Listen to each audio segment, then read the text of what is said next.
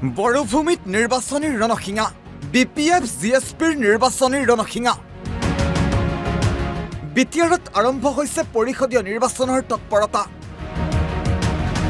BJP ইউপিপিএলৰ সমান্তৰালকৈ বিৰোধী বিপিএফ আৰু গণসুৰক্ষা পাৰ্টিয়ে নিৰ্বাচনী প্ৰস্তুতি চলাইছে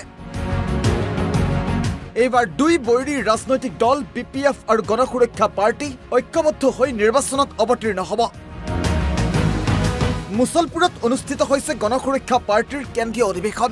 এই অধিৱেশনত বিপিএফৰ একাংশ নেতা কৰ্মীও উপস্থিত থাকে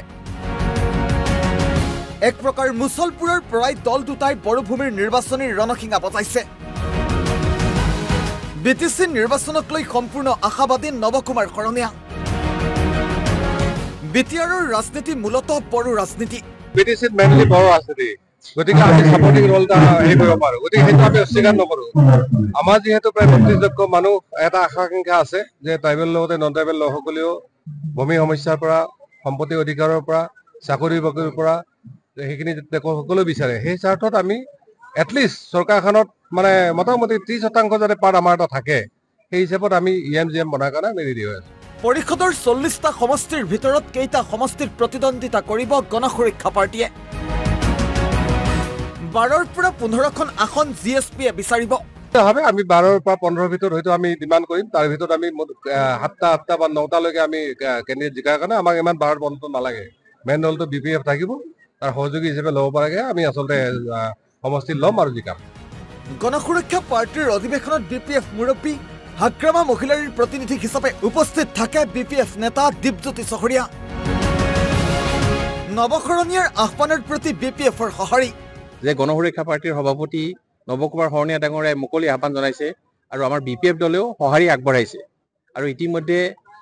ক'ব নোৱাৰি কিন্তু একলাইনি আলোচনা হৈ গৈছে আৰু আমি আশাবাদী যে খুব ভাল এটা হেৰি ওলাব নিশ্চিতভাৱে ইউপিপিএলৰ যিখিনি তেওঁলোকৰ মিছা প্ৰতিশ্ৰুতিৰে এখন চুক্তিৰ জৰিয়তে ৰাইজক যে আভুৱা ভৰাইলে আৰু এই 5 বছৰ তেওঁলোকে কেৱল মানুহক মাজত ঠগ প্ৰবঞ্চনাৰে লুণ্ঠন কৰিলে তাক এইবাৰ ৰাইজে যোগ্য প্ৰত্যুত্তৰ আগবঢ়াব এইবাৰ হাগ্ৰামা মহিলাৰী নেতৃত্বত বিপিএফৰ চৰকাৰ হ'ব গণসুৰক্ষা পাৰ্টি সহযোগী হিচাপে থাকিব মুছলপুৰৰ পৰা জিএছপি বিপিএফে এক স্পষ্ট নিৰ্বাচনী বাৰ্তা দিছে ঐক্যবদ্ধ হৈ বিপিএফ আৰু জিএছপি সাজু হৈছে বিজেপি আৰু ইউপিপিএলক প্ৰতিহত কৰিবলৈ বাক্সাৰ পৰা সুবৰ্ণ পাঠক NB নিউজ